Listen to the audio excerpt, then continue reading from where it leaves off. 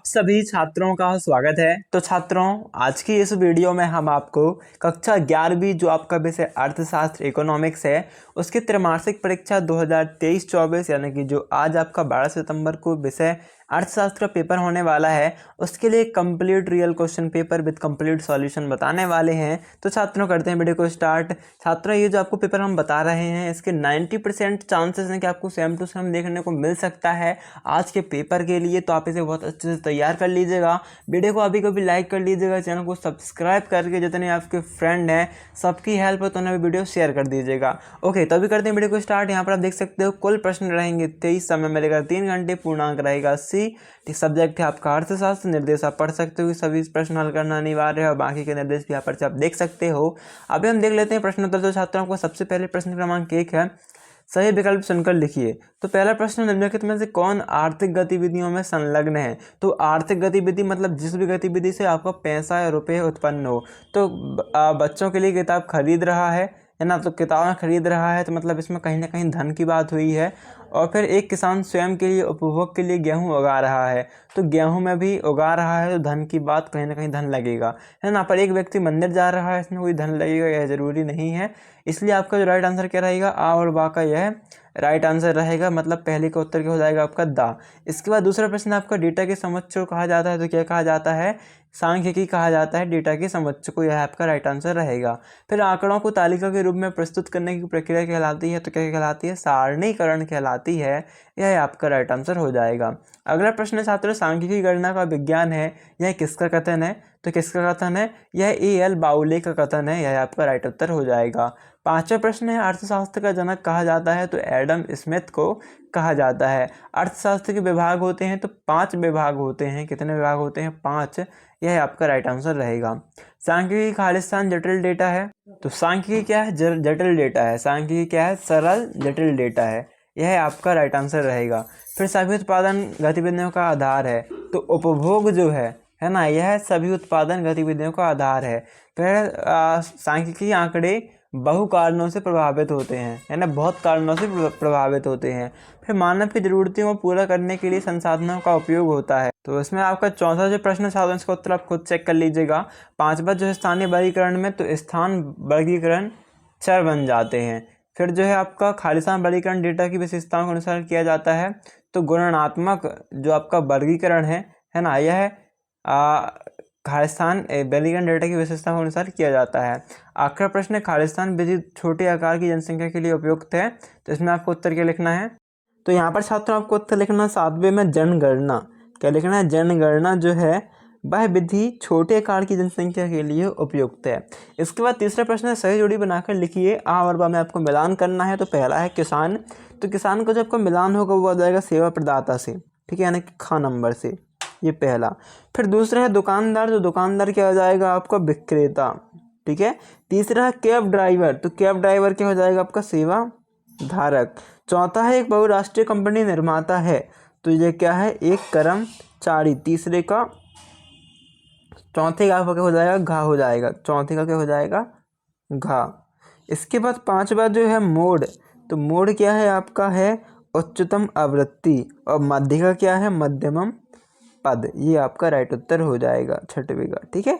इसके बाद देख लेते हैं सत्य सत्य बताइए। तो पहला सभी मात्रात्मक जानकारी सांख्यिकी है, तो हाँ यह बिल्कुल असत्य हो जाएगा, ठीक है। सांख्यिकी आर्थिक समस्या का समाधान करती है, सत्य है। आंकड़ों की संख्या की व्याख्या सांख्यिकी अध्ययन का अंतिम चरण है, तो सत्य है। वितरण के एक आर्थिक गतिविधि है, तो यह भी आपका केवल सत्य हो जाएगा। पांचवा जो है यह भी आपका सत्य रहेगा। और अंकगणित माध्य एक स्थितिमान है, तो यह असत्य हो जाएगा, ठीक है। फिर एक वाक्य में उत्तर लिखिए। तो पहला प्रश्न है, अर्थशास्त्र जीवन के समान व्यवसाय में मानव जाति का अध्ययन है, यह परिभाषा किसके द्वारा दी गई।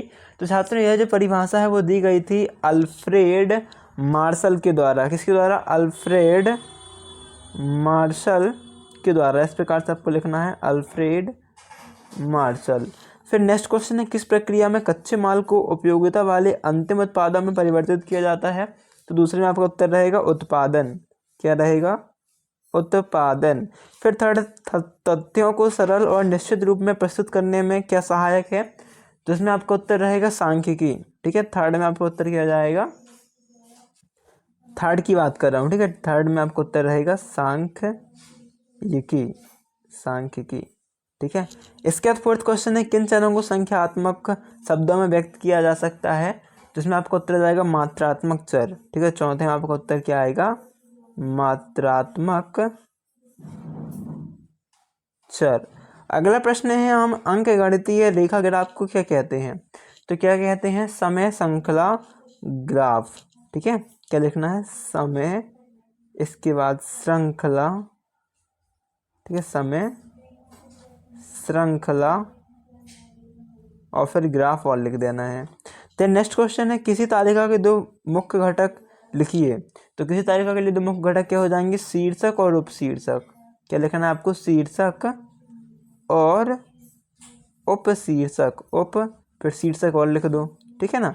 नेक्स्ट क्वेश्चन है, समान वक्र का आकार कैसा होता है, तो घंटी की आकार की वक्र, इसमें आपको उत्तर रहेगा घंटी की आकार की वक्र, ठीक है, की वक्र आपका उत्तर हो जाएगा। फिर देखो नेक्स्ट क्वेश्चन है, अर्थशास्त्र से आप क्या समझते हो, जैसे आप चेक कर लीजिएगा, आपकी बुक में बहुत अच्छा आंसर मिल जाएंगे आपकी बुक के गाइड पे। बाकी आप देखो उसका अथवा क्वेश्चन है, आर्थिक डेटा क्या है, सातवां प्रश्न सांख्यिकी क्या है, उपभोक्ता से आप क्या समझते हैं, आठवां प्रश्न अच्छे से तैयार कर लेना छात्रों, आपको बहुत ज़्यादा आपका प्रश्न 90% चांस रखते हैं सेम टू सेम आने के लिए। सांख्यिकी के दो कार्य लिखिए, फिर काल श्रृंखला आंकड़ों के चित्र में प्रस्तुतिकरण की दो सीमाएं बताना है आपको। अथवा में एक क्वेश्चन है, एक वर्ष में मासिक वर्षा को निरूपित करने के लिए किस प्रकार के अधिक प्रभावी होते हैं, चर के दो उदाहरण देने हैं आपको। फिर आपका अथवा में अच्छी प्रश्नावली के कोई दो गुण लिखना है, दूरभाषा पर साक्षात्कार के दो लाभ बताने हैं, प्राथमिक आंकड़ों की दो विशेषताएं बतानी हैं, द्वितीयक डेटा प्राथमिक डेटा से कैसे भिन्न होते हैं, जनसंख्या को उदाहरण से परिभाषित करना है, अच्छे परिदृश्य की कोई दो विशेषताएं दीजिए, अथवा में है वर्गीकरण से क्या तात्पर्य है। फिर दो प्रकार के समांतर माध्य के नाम लिखिए, अथवा में मोड के मुख्य उपयोग क्या है, बहुलक और माध्यिका के बीच दो मुख्य अंतर क्या है, उत्पत्ति में परिवर्तन और पैमाने में परिवर्तन से आप क्या समझते हैं, अनन्य एवं समावेशी श्रृंखला में अंतर लिखना है, अथवा में सारणीबद्ध प्रस्तुति के गुण लिखिए, वर्ग माध्यमान का अर्थ स्पष्ट करना है, एक अच्छे औसत की विशेषताएं बताइए, माध्यिका के 4 गुण लिखना है, विधा के दोष बताइए। फिर आप 19वां प्रश्न देख सकते हो, फिर आपका 19वीं का अथवा 20वां प्रश्नावली की विशेषताएं लिखिए और साक्षात्कार की विशेषताएं लिखिए। फिर आपका 21वां प्रश्न आप देख सकते हो, इस प्रकार से है। इसका अथवा प्रश्न भी आप देख लीजिए, ये जो दिया गया है आपको। फिर 22वां आप देख लीजिए, सांख्यिकी महत्व को लिखिए। 23वां आप देख सकते हो, चित्र बनाने के सामान्य नियमों को लिखिए और चित्रमय प्रदर्शन की सीमाएं लिखिए। तो छात्रों, ये थे कुछ आपके प्रश्न जो कि 90% से ज़्यादा चांस रखते हैं सेम टू सेम आने के। इन्हें बहुत अच्छे से तैयार कीजिएगा, दैनिक एग्जाम देना जाइएगा। ओके, वीडियो को लाइक करना मत भूलिएगा, चैनल को सब्सक्राइब कर लीजिएगा और जितने आपके फ्रेंड सबकी हेल्प है सबको वीडियो शेयर कर दीजिएगा। Thanks for watching.